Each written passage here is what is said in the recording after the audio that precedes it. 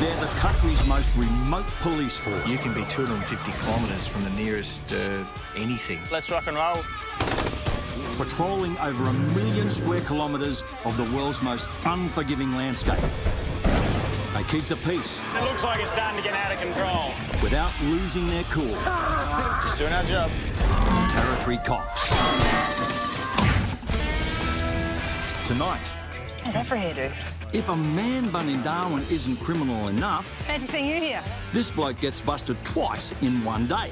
You're not having a good day. A raid on a drug den turns up some slippery characters.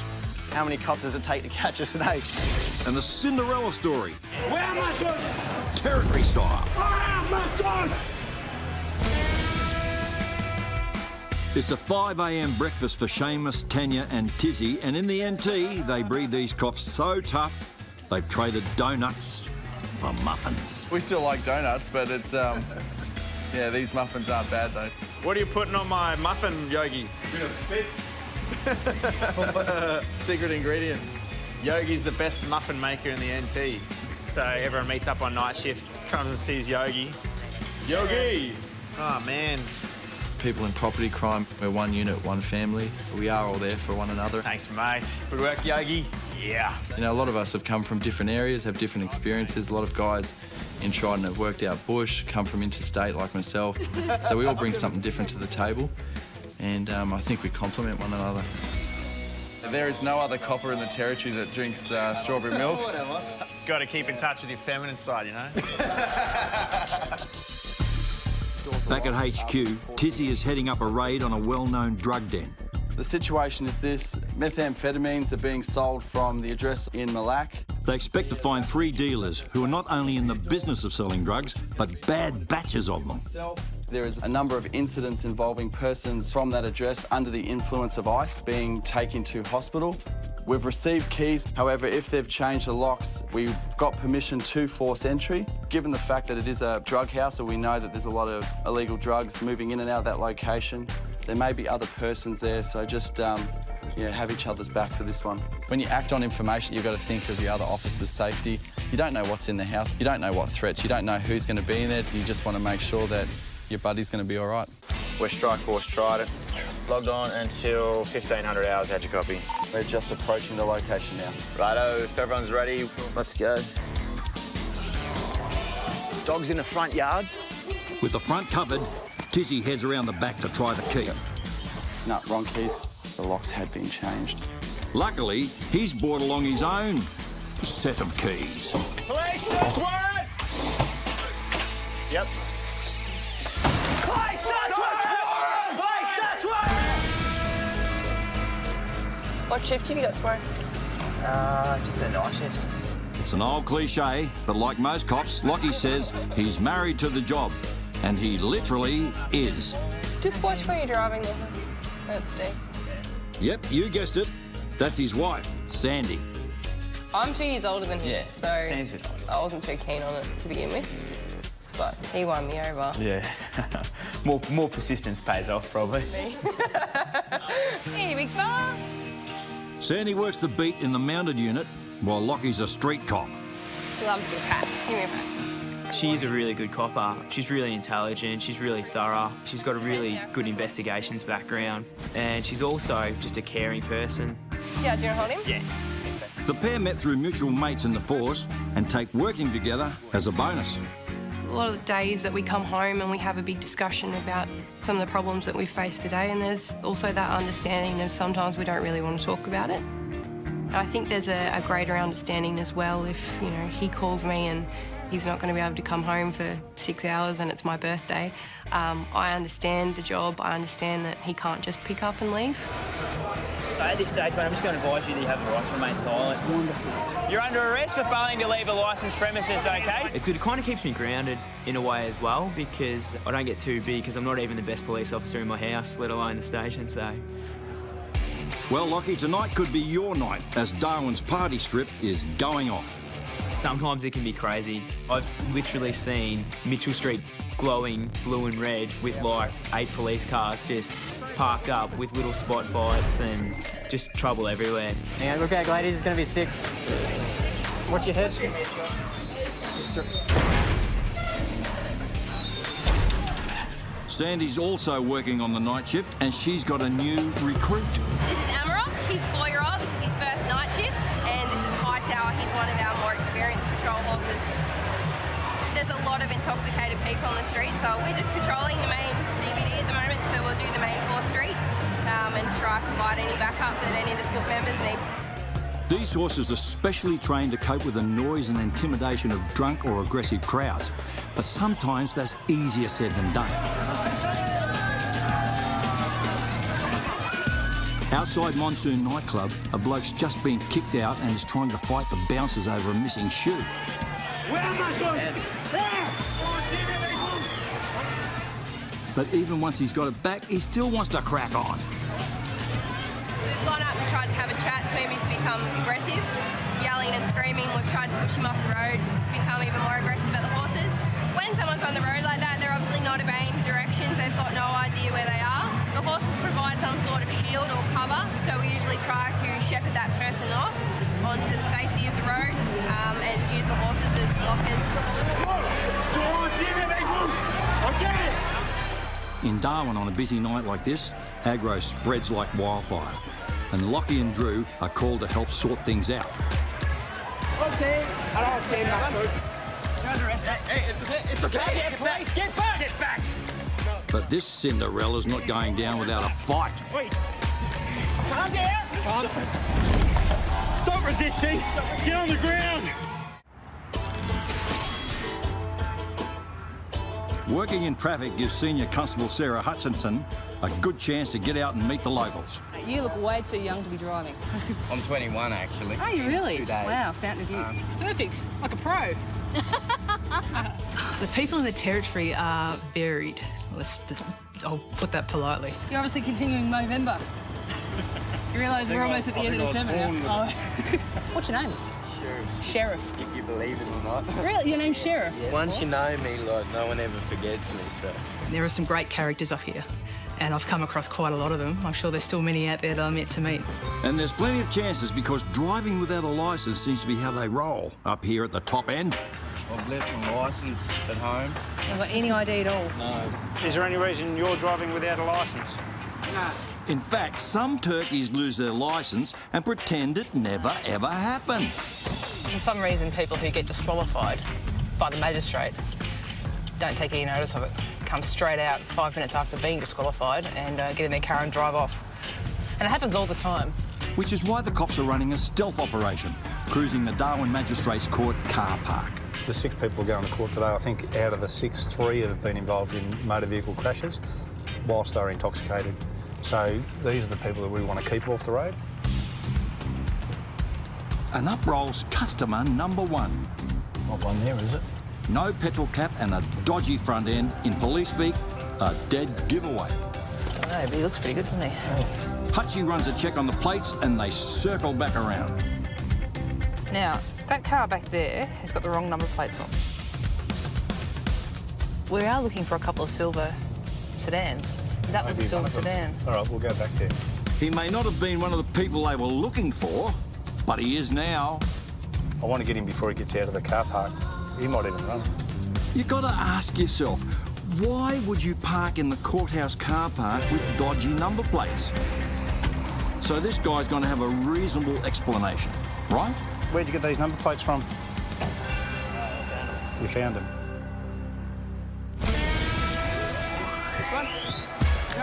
Hey, it's okay. With an aggro Cinderella having a go at the horses, Lockie and his partner Drew have rushed in to pull the bloke into line. Stop resisting. Get on the ground. Alexis, who's out here travelling, lost a shoe in a nightclub, and even though he's got it back, he's been picking fights ever since. Give your arms out. Just stop, man. Just stop. Stop resisting. Right. But this is one blue that he's not going to win. So you're under arrest at the moment for resisting police. 3 offences, you understand? In his fight with the coppers, that missing shoe's gone walkabout again. Now sit up. Don't worry about your shoes. Stand up on your feet. On your feet. Oh! My shoes! My shoes! Calm down. Where are my shoes? While Alexis will be spending the night in lockup, the shoe remains at large. I'd hate to see what would happen if he lost them both. Good, mate, George. Sergeant Slate and I have approached the male. We've placed our hands on him and informed him that he was under arrest. At that stage, the male has actively resisted us. He shrugged the sergeant off and formed a clenched fist, and it was my belief that he was going to strike him. He was taken to the ground and resisted our attempts to place him under arrest. He'll go to the watch house now and he'll be able to sober up and be spoken to in the morning. Looks like Alexis chose the wrong couple to mess with. And wife Sandy's not the only fan keeping tabs. No, this is my mum, Julie, and my twin sister, Ashley. Hello. Yeah, first time we see him in action. Yeah, what's the two days? Yeah. Very proud of him. So, Keeping the city safe. Where are my toys? definitely a bit of a family affair, this one tonight, in a good way. Tizzy and the team are raiding a well-known drug den on the hunt for a trio they suspect are selling ice.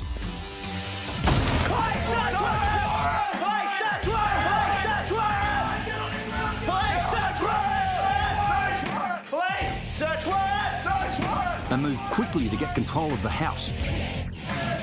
Clear! Bedroom 2 is clear! The element of surprise is everything. One in the bedroom here! 2 in here! And surprise, surprise, here's 2 of the 3 suspects. They find Joseph and his girlfriend Tali, but the third suspect, Kenny, is nowhere to be seen. Kenny was obviously out. One could argue that he actually had some gear on him and he was out selling it, and that's just the way it worked today. Unfortunately, we missed him.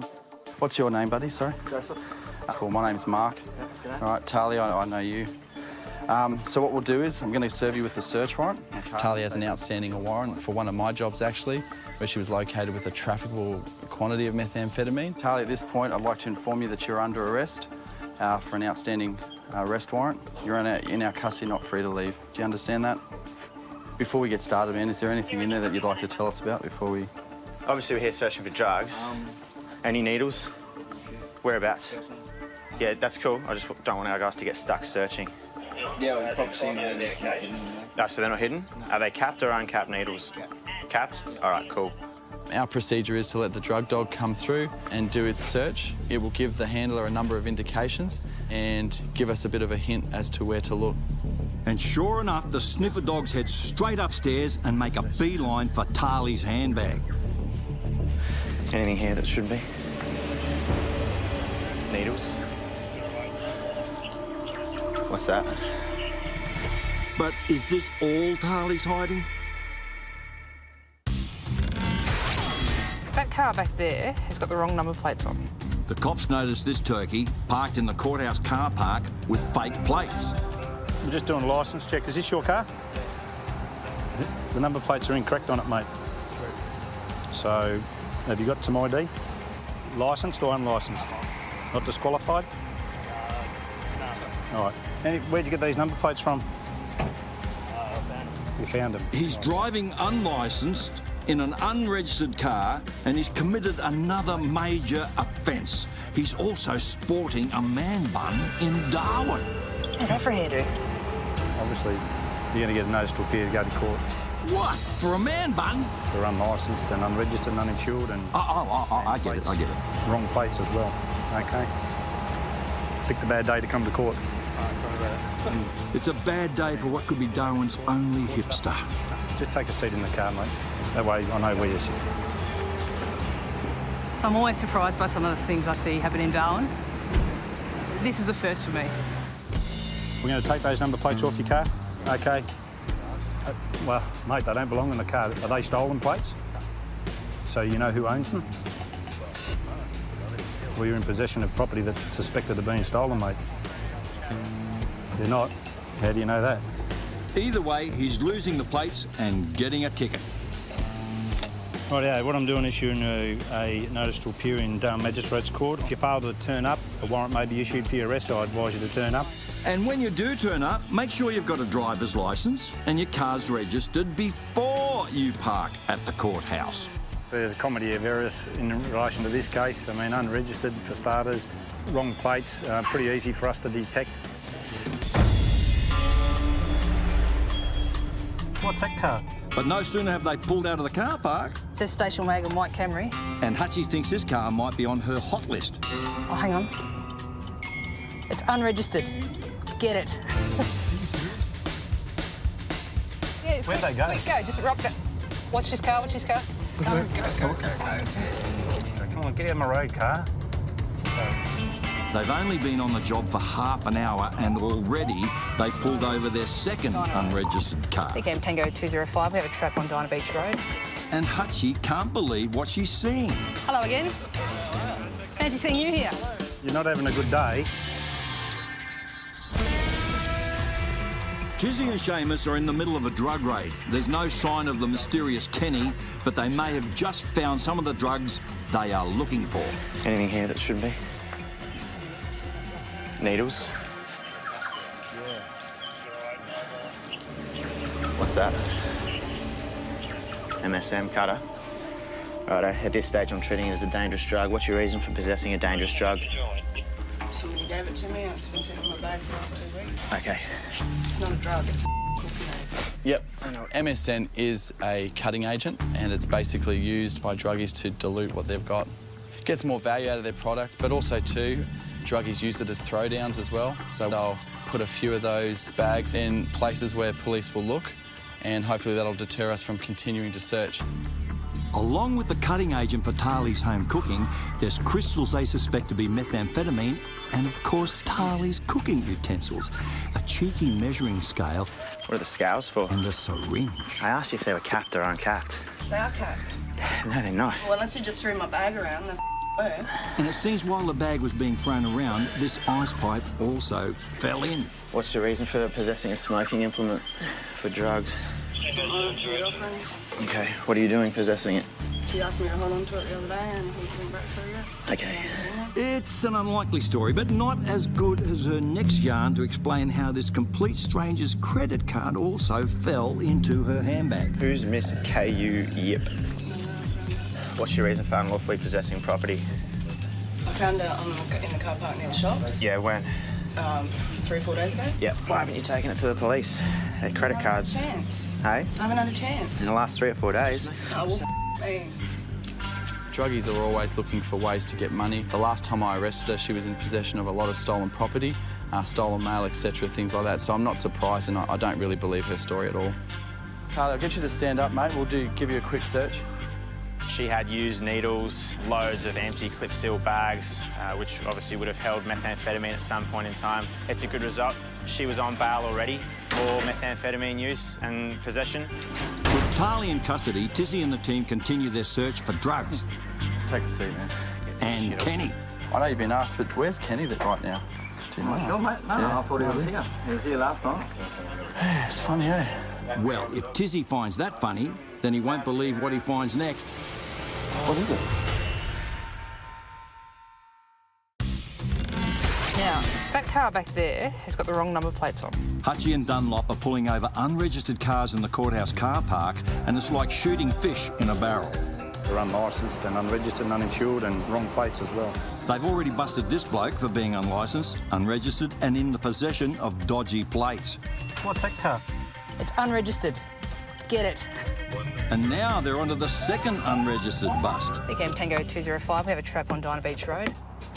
There you go, ma'am. You're not having a good day. And hello, hello. Hello again. Look who's in the car. Fancy seeing you here. It's the Darwin hipster again. No, tell me about it. He's got someone to come and pick him up and now their car's unregistered. You would think you wouldn't be coming to a place when your car's unregistered where their police might be. Your car's unregistered. No, it's not. I got it registered the other day. Have you got the paperwork for it? Yeah. She insists her car is registered, but Dunlop checks with Hutchie, and sure enough... Yeah. So Nothing? Nah, it's out. OK, we'll issue her an infringement. How stupid can you be? She'll learn the hard way. $800. I thought it'd be a bit strange that you come pick people up. Exactly. Yeah, no, it's OK. Most people we deal with do stupid things. You can't drive this car any further unless you drive directly to Motor Vehicle Registry. That's one less unregistered car and one less man bun on the road.